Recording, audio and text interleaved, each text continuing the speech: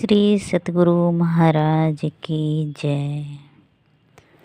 महर्षि में ही परमहंस जी महाराज जी के संक्षिप्त जीवन की कहानी। लेखक श्री छोटेलाल दास जी। सतगुरु महर्षि में ही परमहंस जी महाराज ऋषियों और संतों के दीर्घकालीन अविच्छिन्न परंपरा की अद्भुत आधुनिकतम कड़ी के रूप में परिगणित है। भागलपुर नगर के मायागंज मोहल्ले के पास पावन गंगा तट पर अवस्थित इनका भव्य विशाल आश्रम आज भी आध्यात्मिक ज्ञान की स्वर्णिम ज्योति चतुर्दिक बिखेर रहा है।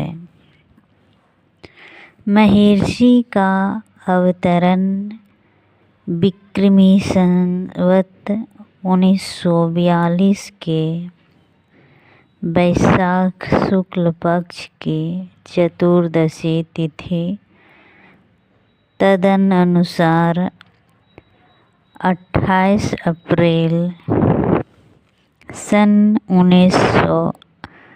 1885 ईस्वी मंगलवार को बिहार राज्य अंतर्गत सहरसा जिले अब मधेपुरा जिले के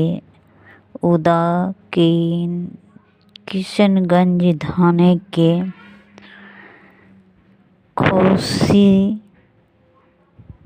खोसी श्याम मछुआ नामक ग्राम में अपने मधेपुरा जिले के नामक ग्राम में अपने नाना के यहाँ हुआ था।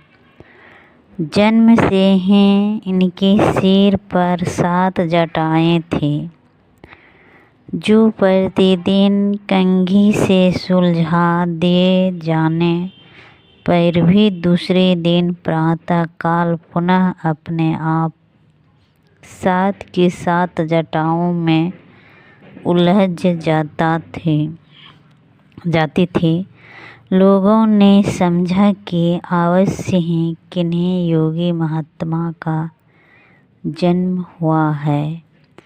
ज्योतिष ने उनका जन्म राशि का नाम रामानुग्रह लाल दास रखा।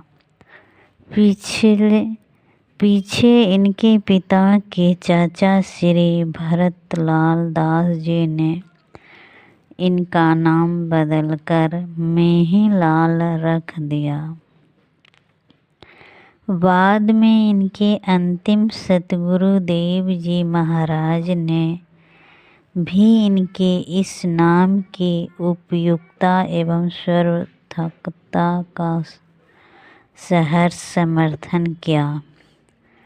महर्षि का पितृगृह पूर्णिया जिला अंतर्गत वनमनखी थाने के शिकलीगढ़ी धराहा नामक ग्राम में है। मैथिलीकरण कार्यस्थल कुलो उत्पन्न उनके पिता श्री बाबूजन लाल दास जी यद्यपि आर्थिक दृष्टि से बड़े संपन्न थे तथापि शौक से वर्षों तक बेनीली राज के कर्मचारी रहे।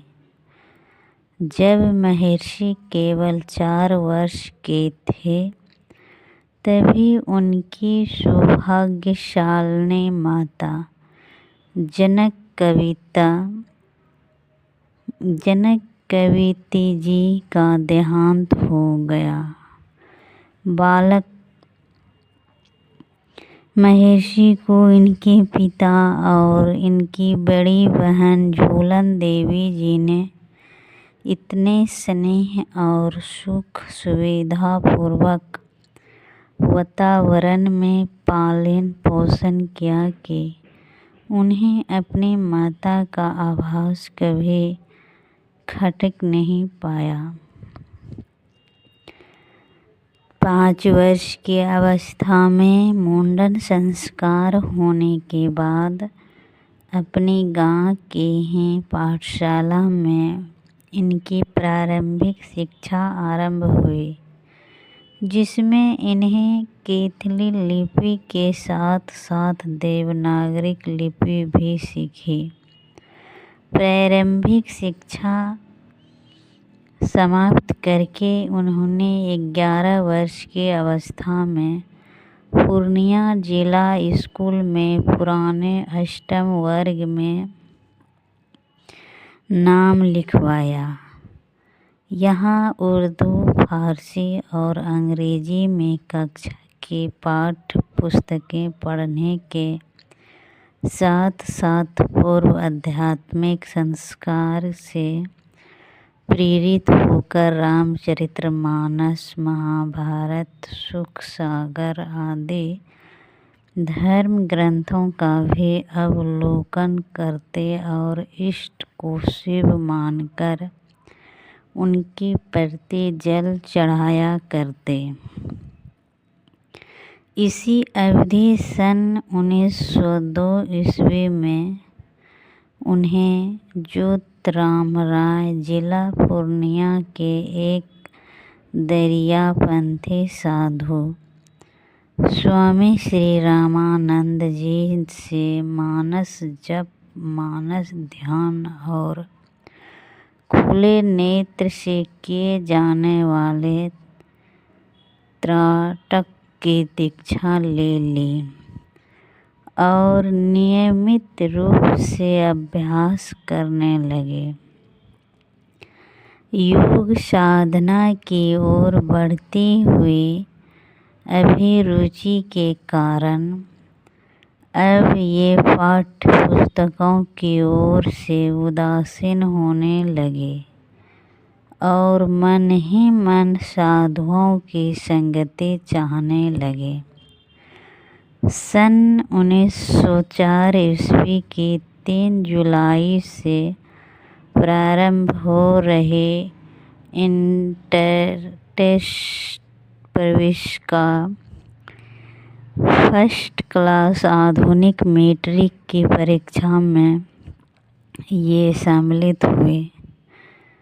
दूसरे दिन की अंग्रेजी परीक्षा के प्रश्न पत्र के पहले प्रश्न में बिल्डर्स नामक कविता के इन प्रारंभिक 4 पंक्तियों को उद्धृत करके उनकी व्याख्या अंग्रेजी में लिखने का निर्देश किया गया था। वे इस प्रकार थी। Of the statute that we arrived, time is meetest field. Hours, tours, and yours days are the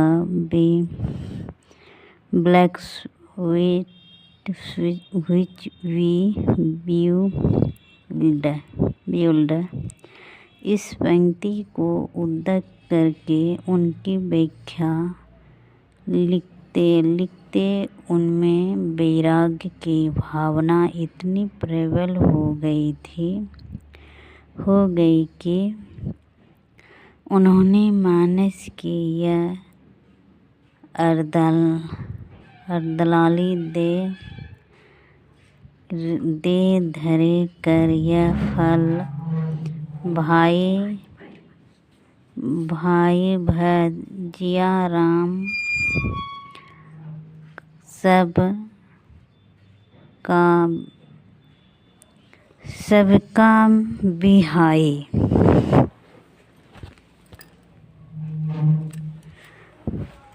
इस प्रकार इस पंक्ति में लिखा, भजी राम सब काम बिहाई, लिखकर परीक्षा भवन का परित्याग कर दिया।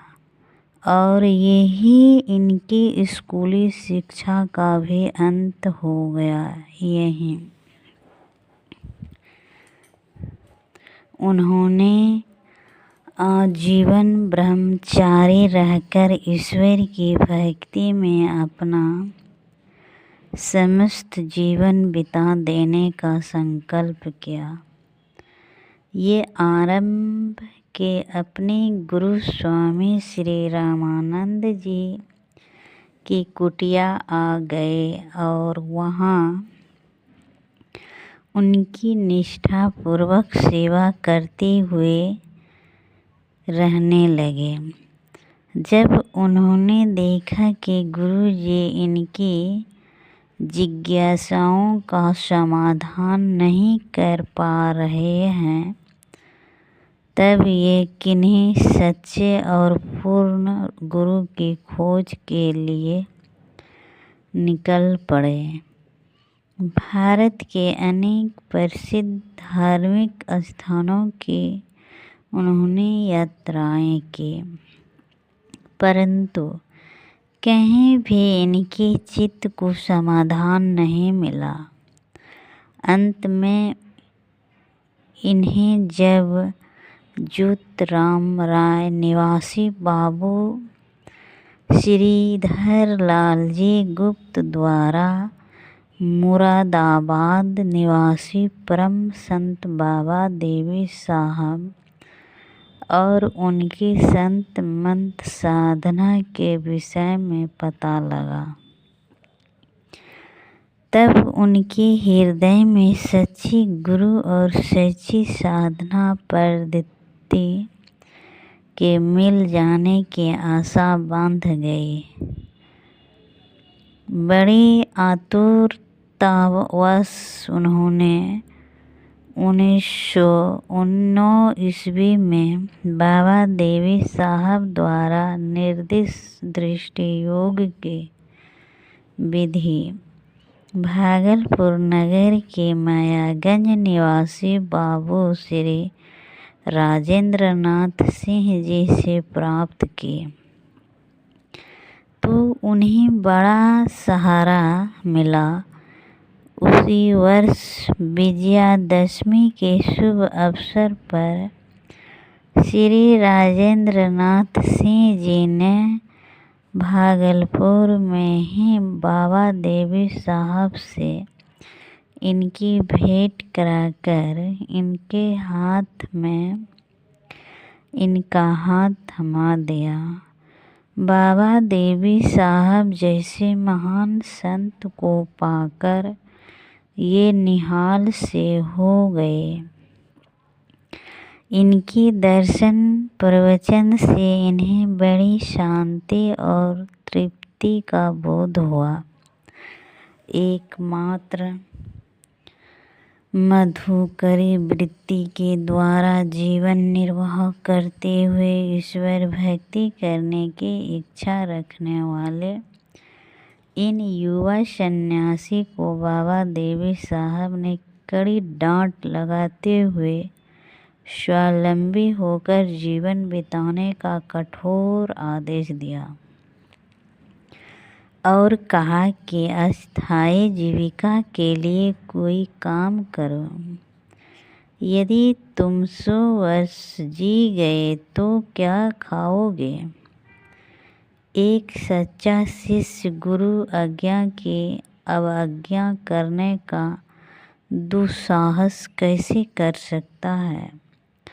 विवश होकर उन्हें जीविका के लिए भंगहा, पूर्णिया जिला और सिल्लीगढ़ धाराहा में क्रमशः अध्यापन और कृषि कार्य अपनाना पड़ा। सन 1912 ईस्वी में बाबा देवी साहब ने स्वेच्छा से उन्हें शब्द योग की विधि बतलाते हुए कहा कि अभी तुम 10 वर्ष तक केवल दृष्टि योग का ही अभ्यास करते रहो। दृष्टि योग में पूर्ण हो जाने पर ही शब्द योग का अभ्यास करना। शब्द योग की विधि अभी मैंने तुम्हें इसी लिए बता दी कि यह तुम्हारे ज्ञानकारी में रहे। बीच बीच में इन्हें बाबा देवी साहब की सेवा करने और उनके साथ भारत के विभिन्न स्थानों में भ्रमण करने का भी मौका मिलता रहा। सन 1918 ईस्वी में सिल्लीगढ़ धराहा में उन्होंने जमीन के नीचे एक ध्यान कूप बनाया और उसमें लगातार 3 महीने तक अकेले रहकर तपस्या पूर्ण साधना की, जिसमें इनका शरीर अत्यंत छिन्न हो गया था। सन 1919 ईस्वी के 19 जनवरी को बाबा देवी साहब के परिनिवृत्त हो जाने के बाद इनके मन में इसी जन्म में मोक्ष प्राप्त कर लेने की बारंबार प्रबल कामना उठती रही। सन 1933-34 ईस्वी में उन्होंने पूर्ण तत्परता से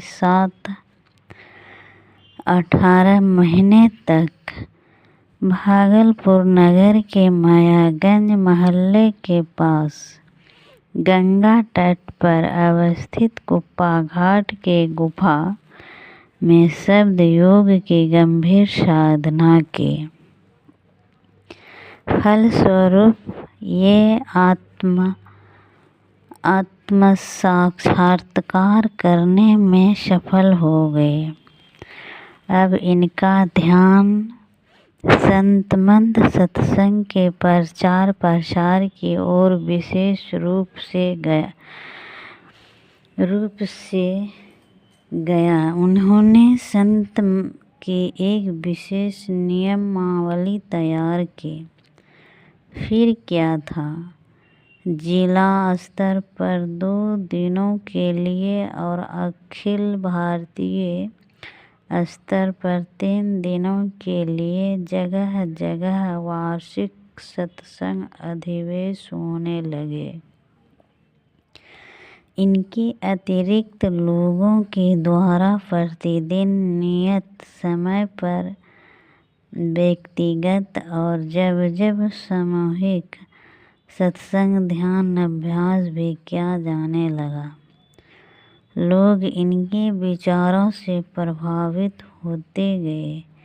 इस तरह क्या बाल, क्या युवा, क्या वृद्ध, सभी तरह के लाखों स्त्री पुरुषों ने इनके मधुर, स्नेहिल और उपकारी व्यक्तिगत से प्रभावित होकर इनके साथ कदम से कदम मिलाकर अध्यात्म पथ पर चलना स्वीकार किया। आज भारत के विभिन्न राज्यों और नेपाल, जापान, रूस, अमेरिका, स्वीडन आदि देशों में फैले हुए इनके शिष्यों की संख्या पर्याप्त है। 250-300 से 300 से अधिक सत्संग आश्रम देश विदेश में स्थापित हो चुके हैं। इनकी देख रेख प्रायः भारत सरकार से बंधित संस्था अखिल भारतीय संतमंत सत्संग महासभा क्या करती है? सन 1960 ईस्वी में स्थापित महर्षि मेही आश्रम कुप्पाघाट भागलपुर से प्रकाशित होने वाले शांति संदेश मासिक पत्रिका के द्वारा लगभग 46 वर्षों से महर्षि के संदेशों को घर घर पहुंचाने का प्रयास किया जा रहा है। महर्षि की 14 रचनाओं में उनके द्वारा संपादित और लिखित सत्संग योग चारों भाग का सर्वाधिक महत्वपूर्ण स्थान है। इसमें ऋषियों, संतों, भगवंतों, महात्माओं और आध्यात्मिक विद्वानों के विभिन्न विषयों से संबंधित महत्वपूर्ण वचनों का संकलन करके आध्यात्मिक ज्ञान का सार समाविष्ट कर दिया गया है। इस अद्भुत ग्रंथ के अंतिम भाग में सूत्र रूप में साधना पद्धतियों के साथ लिखे गए महर्षि के जिन उच्चतम दार्शनिक विचारों का संकलन हुआ है उन्हें पढ़ें और समझें। बिना यदि कहा जाए कि कोई भी व्यक्ति वास्तविक वेदांत ज्ञान से अनभिज्ञ भी रह जाएगा तो उसमें कुछ भी अतियुक्ति नहीं होगी। इनकी पदावली के पद अपनी मिठास पूर्व गीता के लिए जन जन में प्रसिद्ध है। इनमें इन्हें अपनी साधनात्मक अनुभूतियों को बड़ी ही सरलता और कुशलता से अभिव्यंजित किया है। रामचरितमानस सार षटक में इन्हें गद्य में मानस की संक्षिप्त कथा वस्तु प्रस्तुत करने के साथ साथ उद्धत ज्ञान, योग, भक्ति और नीति परक छंदों की टीकाएं करते हुए उनके जिन गुण रहस्यों का उद्घाटन किया है वे अन्यत्र खोजने पर भी नहीं मिलते। श्री गीतायुग प्रकाश में उन्होंने गीता के विचार और योग प्रसिद्धियों को संतों के मतों एवं साधनाओं से मेल दिखाते हुए उनसे संबंधित उन भक्तियों का निराकार कर दिया है जो बड़े बड़े मनीषियों के भी मस्तक में घर किए हुए हैं। गीता के सही तात्पर्य को सरलतापूर्वक समझने की इसी इच्छा रखने वाले प्रत्येक अध्यात्मक प्रेमी के लिए यह पुस्तक पठनीय है। वेद दर्शन योग में उन्हें वेद मत और संत मत का साम्य दिखाकर वर्षों से मानी जा रही वेद मत और संत मत के बीच की खाई को पाट दिया है। संतवाणी षटक में संतवाणियों के गंभीर अर्थ के इनकी जो सूक्ष्म और सही पकड़ देखने में आती है वह किसी मनशील विद्वान के द्वारा नहीं बल्कि महर्षि ही जैसे किन्हीं आत्मानुसार प्राप्त महापुरुष को संभव है। संत मंत अपनी मूल विभक्ति उपनिषद के वाक्यों को स्वीकार करता हुआ संतों के मौलिक विचारों में एकता के सम्यक दर्शन करता है। पहल हाथरस के संत तुलसी साहब ने संकीर्ण पंथाई भावों से ऊपर उठाकर संत मंत के प्रचार प्रसार का बीज भारत की भूमि में अर्पित किया। उनसे आशीर्वाद प्राप्त किए हुए बाबा देवी साहब ने उस बीज को अंकुरित करके एक स्वस्थल पौधे का रूप दिया और महर्षि ने तो उसे एक विशाल वृक्ष के ही रूप में परिणत कर दिया। महर्षि अत्यंत सरल भाषा में प्रवचन करते हुए अपनी बातों को संपुष्ट करने के लिए बीच बीच में वेद उपनिषद गीता रामचरितमानस संत वाणी और धम्मपद के भी उदाहरण प्रस्तुत करते जाते थे। ये किसी भी देश के उत्थान के लिए आध्यात्मिकता को सर्वोपरि स्थान देते थे। इनका कथन था कि आध्यात्मिकता को अपनाए बिना कर्मशः सदाचारिता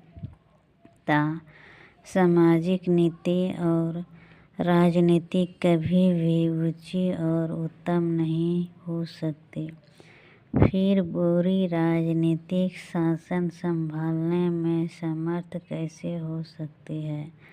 महर्षि का जन सम्मान के लिए उपदेश था कि ईश्वर की खोज के लिए कहीं बाहर मत भटको, उसे मानस जप, मानस ध्यान, दृष्टि योग और नादानुसंधान श्रुत शब्द योग के द्वारा अपने ही शरीर के अंदर खोजो।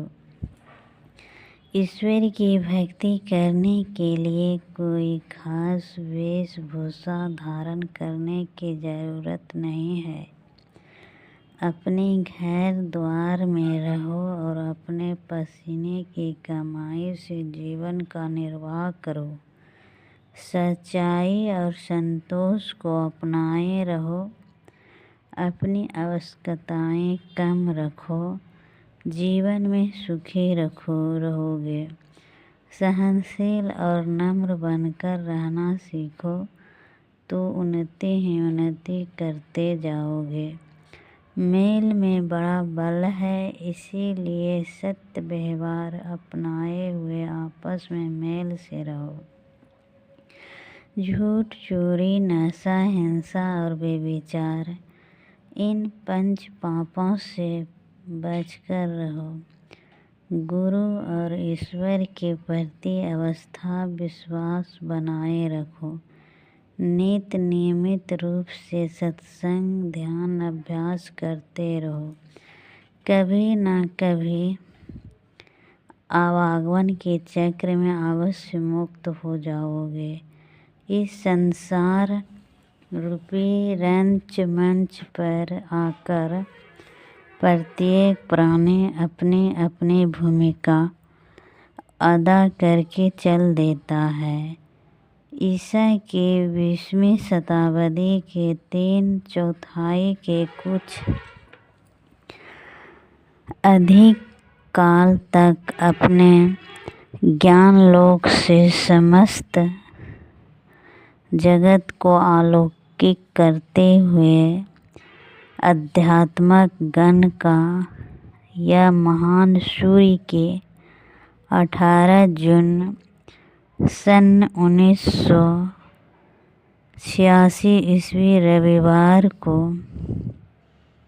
अपने जीवन के 101 वर्ष पूरे करके हमारी आँखों से ओझल हो गया। संत मंत के प्रचार प्रसार के लिए पूज्य पाद स्वामी श्री संत सेवी जी महाराज और पूज्य श्री शाही स्वामी जी की महाराज जैसे दो तेजस्वी शिष्य अपने पीछे छोड़ गए। हमें इनका अवसान भी याद है कि मैं एकदम मोक्ष नहीं चाहता, तुम लोगों के उद्धार के लिए पुनः आऊँगा। श्री सद्गुरु महाराज की जय।